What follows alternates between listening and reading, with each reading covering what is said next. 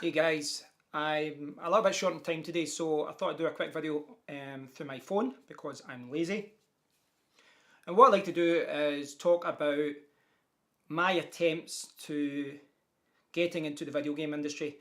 I saw a really good video by MetalJesusRocks. He's a gamer. He's got a really big YouTube channel. He's got like 400,000 subscribers. And him and his friend talked about how they used to work for Sierra Online in the west coast of America. It's like an hour long video, but I found it really interesting to see, to hear stories about them working in the industry and what they did wrong and things like that. So I'll link to that video. It's a really good video.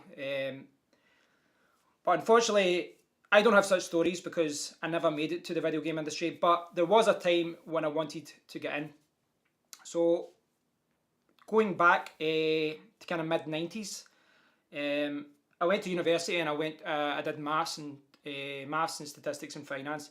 But you could choose like different courses as well. You could, like electives they call it, you could pick different courses. And I picked a lot of different programming ones. I did C++, and I did a lot of mathematical programming languages at the time as well, like Fortran. I can't even remember the name of them. Was it Maplin or something? It was something like that. I can't remember the names of them. I'll get them wrong if I say them.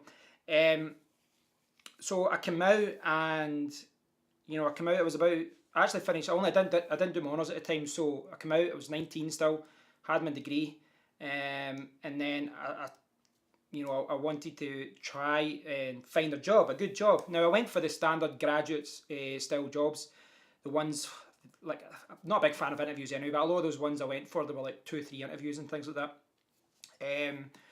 But there was one that came up for the games industry, and I had sent out a couple of emails to big gaming companies. Most of them didn't reply, but I did see one job, and it was with Codemasters. Now, Codemasters were a huge company. They were big in the 80s, on the Spectrum, the Commodore, and things like that, games like Dizzy. But in the 90s, they were doing well with games like Micro Machines. They did a lot of kind of rally games, Colin McRae, and things like that on the PlayStation. So they were a big company. So, obviously I'm up in Scotland, but a job came up for a games tester, and it was way down kind of past Coventry, past Birmingham. So for me, it's like a 10-hour drive.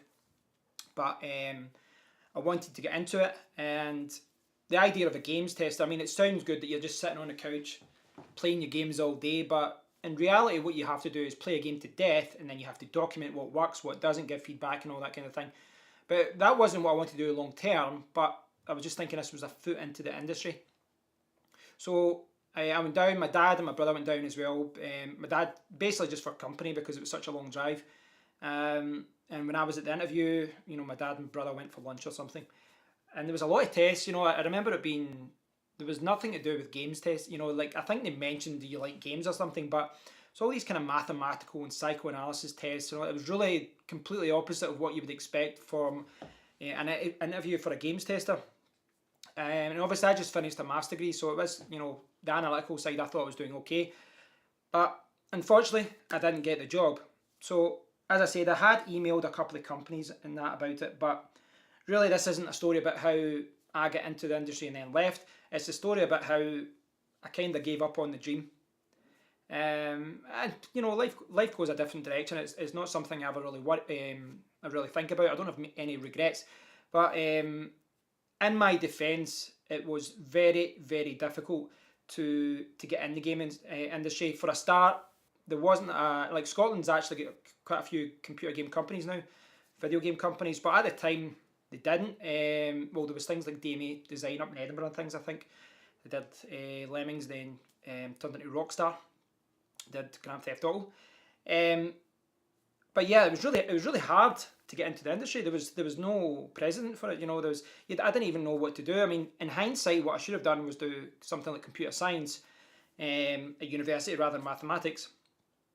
But after those series of interviews, I actually fell into the financial industry because there's a big financial industries, a lot of financial companies in Glasgow and Edinburgh. So I started working first for a bank and then in pensions. But I worked for a year or so doing that, and then I got offered a really good kind of graduate role that was going to train you up. At the time, it was a really good money, but I thought this isn't for me, and I went back to university and I did a postgrad. Now, the course I did was software development, but that's not what I wanted to do. It really wasn't. At this time, I had been working on the internet for like a year and a half, 2 years. So I wanted to do something that was either related to video games or related to something to do with the internet. And 2000, when did I start? I started at like late 2001, like October 2001 or something, September, October 2001. And I know it's like 16 years ago now, so it sounds like a long time, but the internet was still kind of in its infancy. And the reason I'm saying that is because there was next to no courses regarding the internet. There was nothing about web design. I went to night school and did things on Photoshop and Flash and things like that, but there was nothing, there was no really internet type of courses. There was nothing about web design. There was nothing about Photoshop, even like a proper course. There was nothing about building websites. There was nothing about marketing regarding online. There was nothing, and the one I picked was software development. And again, it kind of had a couple of web design things on it, but the reason I picked that, in contrast to some other courses there, is because I thought, well, maybe this will lead me into the gaming industry. Maybe it's a foot in the door.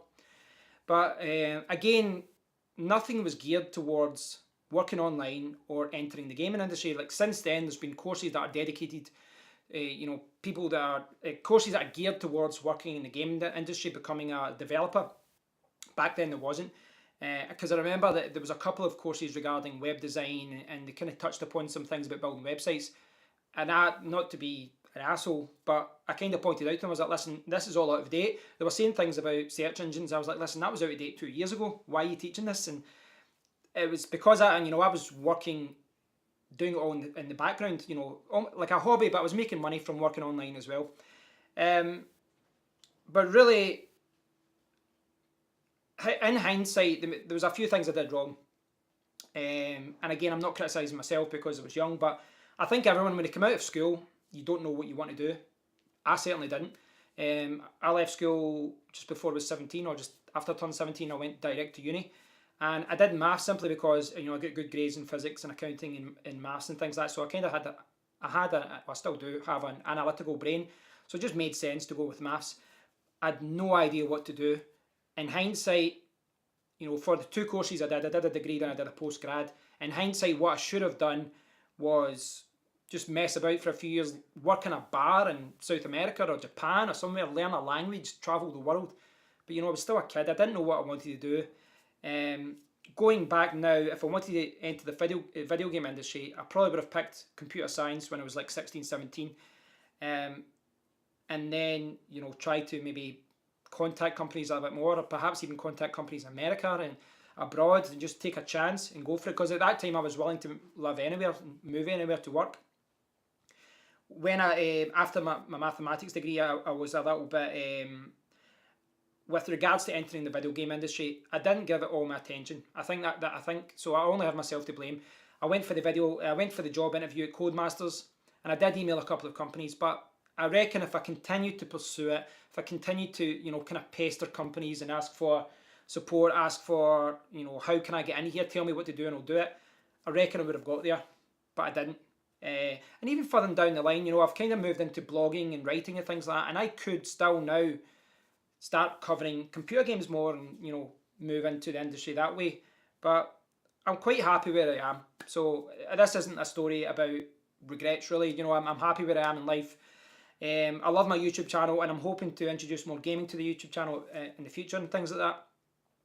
But if you'd like to get into the video game industry, or I suppose this applies to anything really. You really do. I think the hardest thing is deciding what you want to do. I kind of, I think most people my age, the majority of them, they didn't know what they wanted to do in life. They were just kind of picking a course because, someone recommended, well, why don't you do that? You were good at geography or English or whatever. There was no one that really had, a career in mind, because you're 16, 17, you don't know what you want to do yet, you're a kid. But really, if you know what you're doing, if you know what you want to do in life, that is half the battle. Like, once you know what you want to do, just focus all your energy on it, and just go for it, really.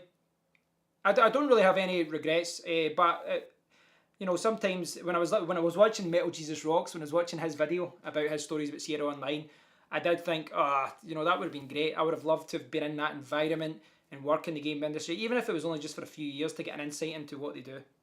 So thanks for watching, guys. This video didn't really have a point, just sharing a story. But yeah, like my career, my journey in life could have went a different direction had I got that job at Codemasters. Maybe I would have, you know, did programming and started getting into development, or maybe I would have gone into the writing side and, you know, do marketing or blogging or something like that. Wasn't to be, but the world has changed now, and things like YouTube and all that, it really does open the world to people who do love video games. They can share their love for video games and share their love for anything with others around the world. So yeah, in hindsight, it's a wonderful thing, but yeah, in hindsight, there wasn't really a path for people like me in the past, and I think it's more common now. But no regrets whatsoever. That's just the way life goes, and you never know. You know, perhaps down the line I'll make more money from my channel, and I will end up making a little bit of money from enjoying video games and sharing my passion for it. Thanks for watching, guys. I hope you've enjoyed this story. If any of you guys have actually worked in the video game industry, please do leave a comment. I'm sure myself and others would love to hear what it's like. Share a story down in the comment area. And until next time, take care.